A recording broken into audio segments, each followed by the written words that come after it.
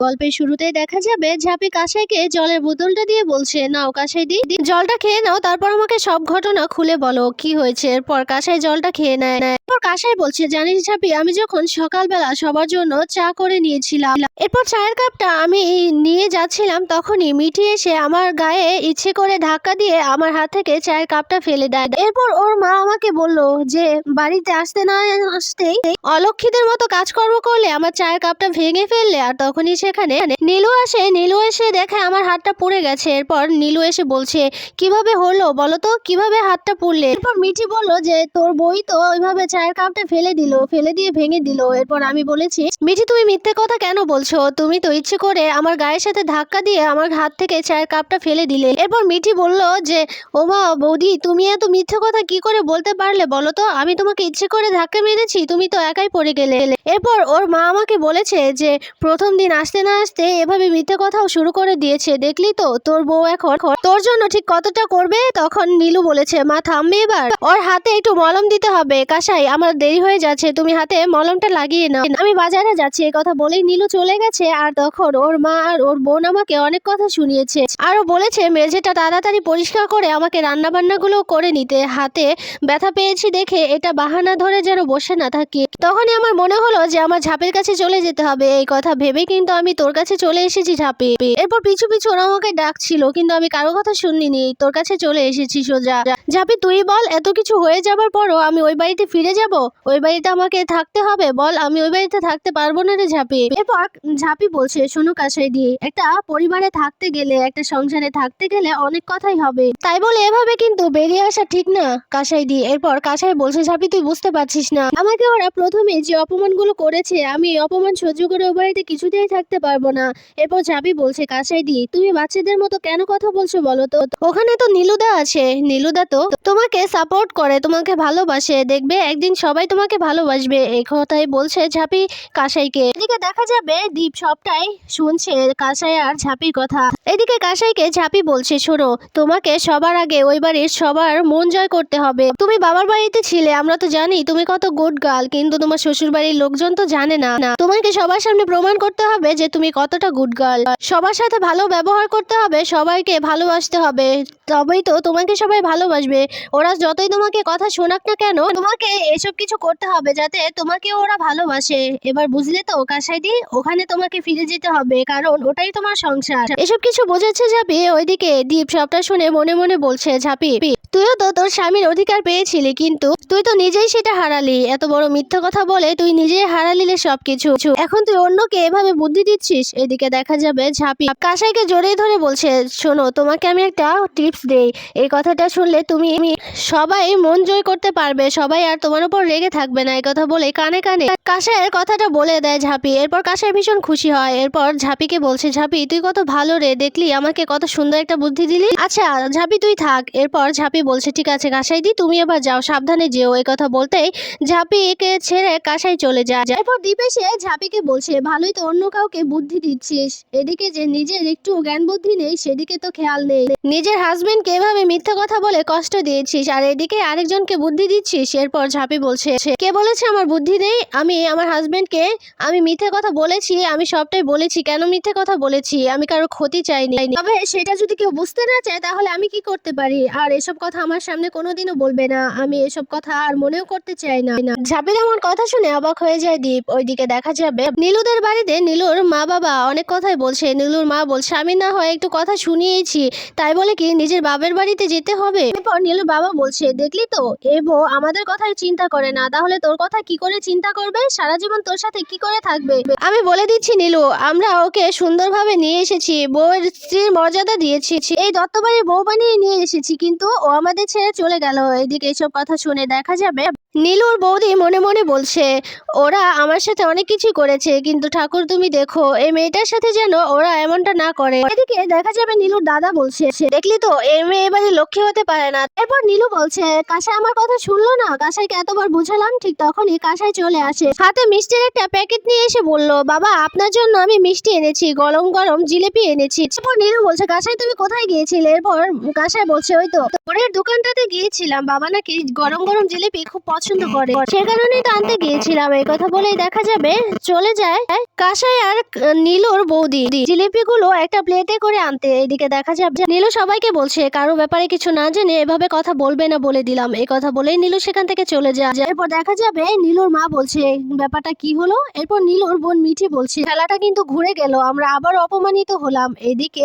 নীলুর দাদা বলছে সেদিনকা তোমাদের কি বলেছিল, তোমাদের মনে নেই? এই ঝাঁপির হাত সবসময় এই কাসাইয়ের মাথার উপর থাকবে, তাই তোমরা কিচ্ছু করতে পারবে না। ওইদিকে দেখা যাবে ঝাঁপি অফিসে বসে বসে ফোন করছে কাকিমণিকে, কিন্তু কাকিমণি কিছুতেই ফোনটা তুলছে না। এরপর চুন্নিকে ফোন করে ঝাঁপি। এরপর চুন্নি ফোনটা রিসিভ করতে ঝাঁপি বলছে কি হয়েছে চুন্নি। এরপর ওপাশ থেকে অনেক চিৎকার চেঁচামেচি শুনতে পায় ঝাঁপি। এরপর ঝাঁপি বলছে কি হয়েছে চুন্নি, বাড়িতে কি হয়েছে? এরপর চুন্নি বলছে আরে তুই জানিস না ঝাঁপি, বাবা মায়ের সাথে অনেক অনেক ঝামেলা করছে। এ কথাই বলছে চুন্নি। ঠিক তখনই দেখা যাবে চুন্নির বাবা ওইদিকে চুন্নির মায়ের সব আচারের কৌটোগুলো ফেলে দিচ্ছে। এদিকে ভীষণ ভয় পেয়ে যাচ্ছে চুন্নির মা। এদিকে চুন্নি ঝাঁপিকে বলছে ঝাঁপি অনেক ঝামেলা হচ্ছে রে। এদিকে দেখা যাবে চুন্নির বাবা চুন্নির মাকে বলছে তোমার এত বারবারন তো আমি কিছুতে এটা সহ্য করব না। তুমি বিজনেস খুলে বসেছো আর এদিকে সবকিছু শিখে উঠিয়ে দিয়েছো, এটা তো আমি বেঁচে থাকতে কোনো দিনও হবে না। আমি বেঁচে থাকতে তুমি এই আচারের বিজনেস কিছুতেই করতে পারবে না, আমি এগুলো কিছুতে হতে দেব না। এই কথা বলে আচারের কৌটোগুলো ভাঙতে থাকে চুন্নির বাবা। এদিকে চুন্নির মা আটকাতে গেলে চুন্নির মাকে ধাক্কা মেরে ফেলে দেয় চুন্নির বাবা। এদিকে চুন্নি দৌড়ে গিয়ে মা বলে চিৎকার করে চুন্নির মাকে ধরে নেয়। এদিকে ঝাঁপি ফোন কলে থেকে সবটাই শুনতে থাকে। এদিকে দেখা যাবে চুন্নির মা ভীষণ কান্নাকাটি করতে থাকে। তখনই সেখানে অজয় আর ইনকা আসে, দীপের মাও সেখানে আসে। এদিকে দেখা যাবে অজয়ের বাবা ভীষণ রাগারাগি করছে আর একে একে সব আচারের কৌটোগুলো ভাঙছে। তখন চুন্নির মা গিয়ে বলছে ওগো তুমি এমনটা করো না, তুমি আমাকে বিজনেস করতে বারণ করেছিলে কিন্তু আমি শুনিনি, তাই বলে তুমি এসব কিছু করো না। ওইদিকে অজয় এসব কিছু দেখে মনে মনে বলছে বাবার এগুলো অনেক আগেই করা উচিত ছিল, বাবা একদম ঠিক কাজ করছে। ওইদিকে ঝাঁপি সবটা বুঝতে পেরে ঝাঁপি বলছে আমাকে এক্ষুনি বাড়িতে যেতে হবে, কাকা ভীষণ বার বেড়েছে তাই না, ওনার মুখ আমার এক্ষুনি বন্ধ করতে হবে। এই কথা বলে কাউকে কিছু না জানিয়ে চলে যায় ঝাঁপি। এদিকে দীপ ঝাঁপিকে দেখেছে ঝাঁপি চলে যাচ্ছে। এরপর দীপ বলছে ঝাঁপি কোথায় গেল, না না আমাকে দেখতে হবে কোথায় যাচ্ছে ও। এরপর দীপও পিছু পিছু চলে যায় ঝাঁপি। এদিকে চুন্নির মা ভীষণ কান্নাকাটি করছে, বলছে এমনটা কেন করলে, তুমি আমার এত বড় সর্বনাশ কেন করলে। এদিকে চুন্নির বাবা রেগে গিয়ে বলছে আমি বেঁচে থাকতে এটা কিছুতেই হতে দেব না, আমি কিছুতেই তোমাদের এই বিজনেস আমি দাঁড়াতে দেব না। এদিকে চুন্নি মনে মনে বলছে ঝাঁপি তুই কোথায়, তুই একমাত্র পারিস এসব কিছু আটকাতে। ওইদিকে দেখা যাবে দীপের মা ভীষণ খুশি হয়ে যায়। দীপের মা বলছে আগেই বলেছিলাম এত বাড়িস না, ওই ঝাঁপের পাল্লায় পড়ে খুব উড়েছিস, এবার বোঝ। তখনই সেখানে ঝাঁপি আসে। ওইদিকে দেখা যাবে চুন্নির বাবা সব বয়মের আচারগুলো কার্টুনে রাখা সেই কার্টুনটা ফেলে দেবে। ঠিক তখনই ঝাঁপি এসে বলছে কাকা। তখনই ভয় পেয়ে যায় চূর্ণির বাবা। এদিকে ঝাঁপিকে দেখে ভীষণ অবাক হয়ে যায় সবাই। ওইদিকে ঝাঁপির সাথে সাথে দীপও এন্ট্রি নেয় বাড়িতে। এদিকে এসব কিছু দেখে সবাই অবাক হয়ে তাকিয়ে আছে। এদিকে ভয় পেয়ে যাচ্ছে চূর্ণির বাবা, ভয় পেয়ে গিয়ে ঝাঁপির দিকেই তাকিয়ে আছে। এদিকে ঝাঁপি এসে সবটা দেখে নেয়, সবটা দেখে কাকিমণির কাছে গিয়ে কাকিমণিকে উঠিয়ে নেয়, বলছে কাকিমণি আর কাটবে না, আমি এসে গেছি তো এখন সবটা ঠিক করে দেবো। এই কথা বলে চূর্ণির বাবার কাছে গিয়ে বলছে তোমার এত বড় সাহস, চলো আমার সাথে। এই কথা বলে চুন্নির বাবার হাতটা ধরে টানতে টানতে নিয়ে চলে যায় রান্নাঘরে। এদিকে দীপ ঝাঁপির এমন রূপ দেখে বলছে না না, কোথায় নিয়ে গেল কাকাকে, আমাকে দেখতেই হবে, কি এমন হতে পারে, কি এমন বলতে পারে ঝাঁপি কাকাইকে, আমাকে এক্ষুনি দেখতে হবে। এদিকে দেখা যাবে ঝাঁপি রান্নাঘরে নিয়ে কাকাকে বলছে তুমি এতবার বেড়েছো যে কাকিমণির বিজনেসে তুমি এখন বাধা সৃষ্টি করছো, তোমার সাহস কি করে হয়, কাকিমণির আচারগুলো তুমি এভাবে ফেলে দাও, তুমি কি ভুলে গেছো নাকি, আমি কিন্তু এক্ষুনি বাড়ির সবাইকে সব কথা জানিয়ে দেবো। এই কথা বলতেই কাকাই ভয় পেয়ে গিয়ে ঝাঁপির সামনে হাত জোর করে বলছে ঝাঁপি না না এমনটা করিস না। এরপর ঝাঁপি বলছে তুমি কোন সাহসে এগুলো করলে। এদিকে লুকিয়ে লুকিয়ে সবটাই শুনছে দীপ। এদিকে দেখা যাবে কাকিমণি ভীষণ কান্নাকাটি করছে, কারণ কাকিমণি সব আচারগুলো একেবারে নষ্ট হয়ে গেছে। এদিকে অজয় বোঝার চেষ্টা করছে ঝাঁপি কাকাইকে কি বলছে। এদিকে দেখা যাবে ঝাঁপি কাকাইকে বলছে তুমি যদি এখন ওই সবগুলো আচার আবার ঠিকঠাক না করে দাও আমি কিন্তু সব জানিয়ে দেব, আমি কিন্তু সবকিছু রেকর্ড করে নিয়েছি, তুমি যে ওই লোকটাকে টাকাগুলো দিয়েছিলে মুখ বন্ধ করতে আর কি কি করেছো সবকিছু কিন্তু আমার জানা আছে, আমি কিন্তু এই বাড়ি থেকে চলে গেছি, ওই ভিডিও সেটটাও কিন্তু আমার কাছে আছে, তবে তুমি যদি বেঘর করো তাহলে আমি এক্ষুনি সবাইকে জানিয়ে দেব। এরপর কাকাই বলছে না ঝাঁপি বল আমাকে কি করতে হবে, আমি তোর কাছে হাত জোর করে ক্ষমা চাইছি, আমার ভুল হয়ে গেছে, বল আমাকে কি করতে হবে। এরপর ঝাঁপি বলছে এই ক্ষমাটা আমার কাছে না কাকিমণির কাছে গিয়ে বলবে, ক্ষমা চাইবে তুমি কাকিমণির কাছে, আর কাকিমণির আচারের যতটা নষ্ট হয়েছে সেই সব তোমার ট্যাগ থেকে খরচ করবে। এদিকে দীপ সবটাই লুকিয়ে লুকিয়ে শুনছে। ওইদিকে দেখা যাবে ইনকা আর দীপের মাও সবটাই লুকিয়ে লুকিয়ে শুনতে চেষ্টা করছে, কিন্তু কিছুই শুনতে পাচ্ছে না। এদিকে দেখা যাবে কাকামণি কাকিমণির কাছে এসে বলছে, সরি, অনেক ভুল হয়ে গেছে আমার। কাকার মুখ থেকে সরি শব্দটা শুনে ভীষণ অবাক হয়ে যায় ইনকা, দীপের মা, আর এদিকে চুনিও ভীষণ অবাক হয়ে যায়। এদিকে কাকাই বলছে, শোনো, আমার ভুল হয়ে গেছে, আমি সবটা ঠিকঠাক করে দিচ্ছি। আমি না তোমার আচারে যতগুলো লোকসান হয়েছে আমি নিজের পকেট থেকে সবটা দিয়ে আবারও তোমাকে আচার বানিয়ে দেবো। এদিকে অজয় তো ভীষণ অবাক হয়ে যাচ্ছে। এদিকে আচারের কৌটোগুলো একে একে তুলছে অজয়ের বাবা। অজয় অবাক হয়ে তাকিয়ে বলছে, কি ঝাঁপি কি এমন করলো, বাবা এক নিমিষে এভাবে চেঞ্জ হয়ে গেল। ওইদিকে দেখা যাবে চুন্নির মা এসে বলছে, তোমাকে করতে হবে না, আমি করছি এসব, ছাড়ো। এরপর অজয়ের বাবা এসে বলছে, না না, তোমাকে করতে হবে না, আমি তো এগুলো নষ্ট করেছি, তাই আমি ঠিকঠাক করে নিচ্ছি। এই কথা বলেই দেখা যাবে সেই আচারের কৌটোগুলো তুলতে থাকে কাকামণি। এদিকে ঝাঁপিয়ে এসে দাঁড়িয়ে আছে আর এই সব কিছু দেখছে। এরপর মনে মনে বলছে, আমাকে যা করার হোক করতে হবে, কাকার এই মুখোশটা আমাকে টেনে ছিঁড়ে ফেলতে হবে। যাই হোক, আজকে তো ভয় দেখিয়ে আমি সবটা ম্যানেজ করলাম, কিন্তু আর পরে যদি কাকিমণির গায়ে হাত তোলে তখন কি করবো, এই কথাই ভাবছে ঝাঁপি। তখনই সেখানে দ্বীপ এসে ঝাঁপির হাতটা ধরে টানতে টানতে নিয়ে যায়। বলছে, তোর সাথে আমার কথা আছে। এরপর ঝাঁপি দ্বীপের থেকে নিজের হাতটা ছাড়িয়ে বলছে, আমার হাত ধরার কোনো অধিকার তোমার নেই। যেদিন ওই অন্য নারীর হাত তুমি ধরেছো সেদিন থেকে তুমি অধিকার হারিয়েছো। তুমি আমার হাত ধরবে না বলে দিলাম। এই কথা শুনেই দেখা যাবে দীপ বলছে, তুই কোনো অধিকার নেই আমার পরিবারের কোনো কথা লুকিয়ে রাখার। বল, কি বলছিলি, কি নিয়ে ভয় দেখাচ্ছিলি কাকাকে, বল আমাকে কি হয়েছে। এরপর দেখা যাবে ঝাঁপি বলছে, আমি তোমাকে বলতে বাধ্য নই। দীপ বলছে, আমার বাড়ির কথা তুই বলবি না। এরপর ঝাঁপি বলছে, না, বলবো না, কারণ আমি তো তোমাদের বাড়িতে থাকি না, তাহলে কেন বলবো, আমি তোমার কোনো কথাই শুনবো না। এরপর দীপ বলছে, না, তোকে বলতেই হবে, আমি শুনতে চাই তুই কি এমন করলি যে কাকা একদম চুপ হয়ে গেল, আর কাকাকে কি দেখিয়ে ভয় দেখাচ্ছিলিস বলতো, বল বলছি। এরপর ঝাঁপি বলছে, আমি তোমাকে বলতে বাধ্য নই।